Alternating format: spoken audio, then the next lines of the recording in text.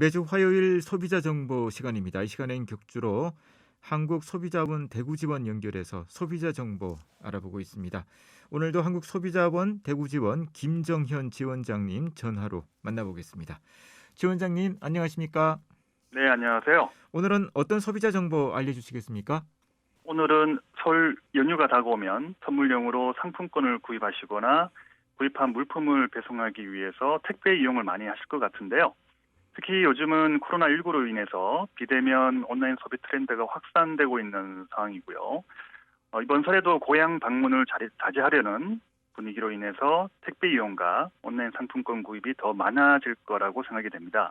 그래서 이번에 한국소비자원이 공정거래위원회와 함께 택배와 상품권 관련 소비자 피해 주의보를 발령한 내용에 대해서 설명드릴까 합니다. 네.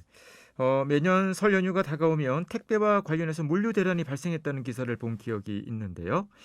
그리고 요즘 간편하게 이 쿠폰 같은 걸 구입을 해서 지인들에게 선물을 하고 있지 않습니까? 매년 거래가 얼마나 늘고 있는지 궁금하네요.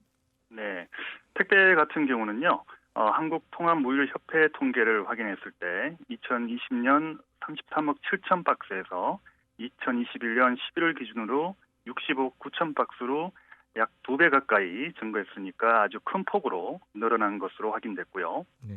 이 쿠폰 같은 경우에는 통계청에서 발표한 내용을 봤을 때 2020년 4조 2,662억 원에서 2021년 11월 기준으로 4조 3,266억 원으로 꾸준히 증가하고 있는 추세인 걸 확인했습니다. 네.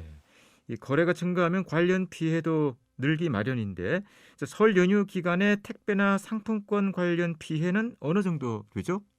네, 피해 구제 접수 추이를 보면 다른 기간보다 설 연휴에 접수하는 비율이 더 많은 것을 볼 수 있는데요. 2019년부터 2021년까지 최근 3년간 택배 관련 소비자 상담은 총 19,327건이고요. 이 중에서 피해 구제로 접수된 사건은 701건입니다. 전체 기간 대비 설 연휴가 포함된 1, 2월에 접수된 피해 구제 사건은 145건으로 약 20.7% 정도를 차지하는 것으로 확인됐습니다. 네. 네, 그리고 최근 3년간 상품권 관련 소비자 상담 34,317건 중에서 피해 구제로 접수된 사건은 1,021건이고요. 설 연휴 기간에 접수된 피해 구제는 186건으로 18.2%를 차지했습니다. 네. 그러면 택배나 상품권에 대한 불만은 어떤 내용들이 많습니까? 네, 택배의 경우에는 운송물의 파손이나 훼손이 가장 많았고요. 그 다음으로는 분실, 계약 위반, 부당요금 순이었습니다. 그리고 상품권 같은 경우에는 유효기간 경과로 사용을 거부당한 경우가 가장 많았고요. 환급을 거부하거나 유효기간 이내에도 사용을 거절당한 경우가 그 뒤를 이었습니다. 네. 파손이나 훼손에 대한 피해가 많군요. 자, 어떤 사례들이 있는지 택배부터 좀 설명을 해주시죠. 네, 소비자 A씨는 신선식품을 택배를 통해서 배송을 해야 하였는데요. 배송이 늦어져서 택배를 받기로 한 B씨가 택배 사업자에게 이의 제기를 했더니 다른 지역으로 오배송되었다는 안내를 받았습니다. 그리고 며칠 뒤에 택배를 수령을 했는데 배송된 식품들은 이미 변질된 사실을 확인했고요. 택배 사업자에게 항의를 했지만은 배상을 지연시킨 사례가 있었습니다. 네, 다른 사례로는 소비자 C씨는 편의점을 통해서 택배 배송을 의뢰했는데요. 배송이 진행되지 않아서 확인해 보니까 물품이 분실된 사실을 확인했었습니다. 네. 이때 편의점에서는 택배 접수만 대행을 한다면서 배상을 거부했고요. 택배 사업자는 물품 수거 전에 분실되었다면서 책임을 회피한 사례가 있었습니다. 네. 이 사업자 잘못으로 물품이 변질이 된다든지 또 분실이 됐는데도 배상을 지연하고 또 거부를 하는 사례들이 있는데요. 좀 상식적으로 이해가 되지 않는 것 같습니다. 자, 상품권은 어떤 사례들이 있습니까? 네, 소비자 A씨는 지인으로부터 모바일 상품권을 선물 받았는데 유효기간 이내에 사용을 하지 못해서 환급을 요청하셨고요. 할인 이벤트로 판매된 상품이라면서 거부한 사례가 있었는데요.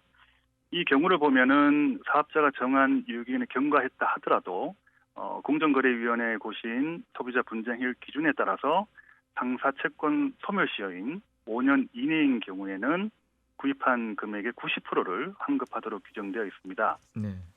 예를 들어 만 원짜리 금액형 상품권을 할인을 받아서 9,000원에 구입을 했는데 전액을 사용하지 않은 경우라고 하면은 9,000원을 기준으로 90%인 8,100원을 환급받을 수 있기 때문에 앞의 사례도 동일한 기준이 적용 가능하다고 말씀드릴 수 있겠습니다. 네, 그렇군요.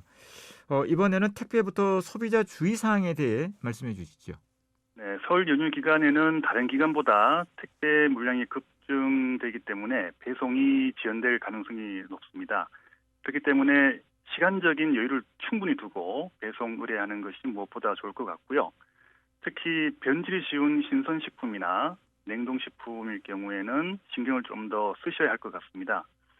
그리고 택배를 수령하는 분에게 택배 발송했다는 사실과 송장 번호를 미리 전달하는 게 좋겠습니다. 요즘은 코로나19로 인해 가지고 국토부의 택배 종사자 보호 조치에 따라서 비대면 배송 서비스가 제공되기 때문에 주기적으로 배송 사항을 확인할 필요가 있습니다.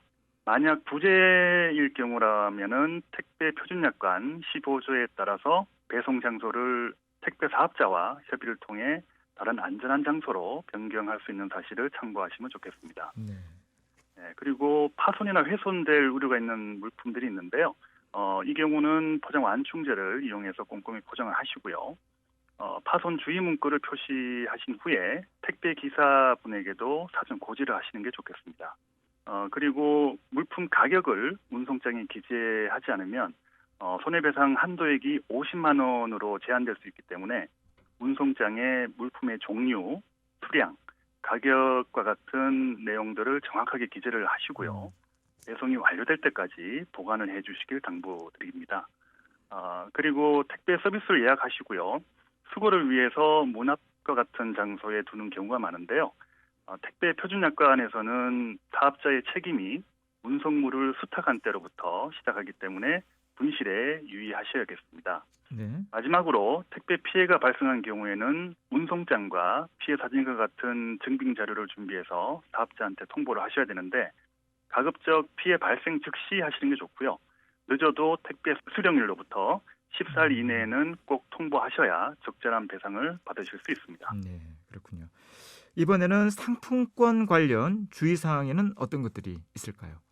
네, 명절과 같이 상품권 수요가 집중되는 시기에는 높은 할인율로 그 대량 구매라든지 현금 결제를 유도하는 경우가 있는데요.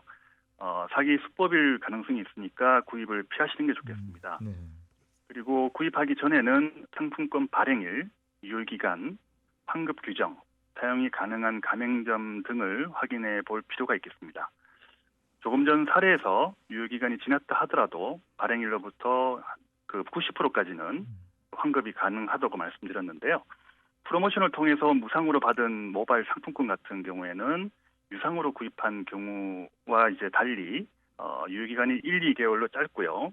기간이 경과하면은 기간 연장이라든지 환급이 어렵기 때문에 기간 내에 사용하시는 게 좋겠습니다. 네.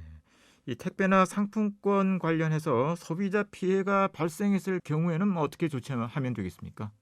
네, 우선 오늘 제가 말씀드린 정보를 참고하셔서 사업자와 협의를 진행해 보시고요.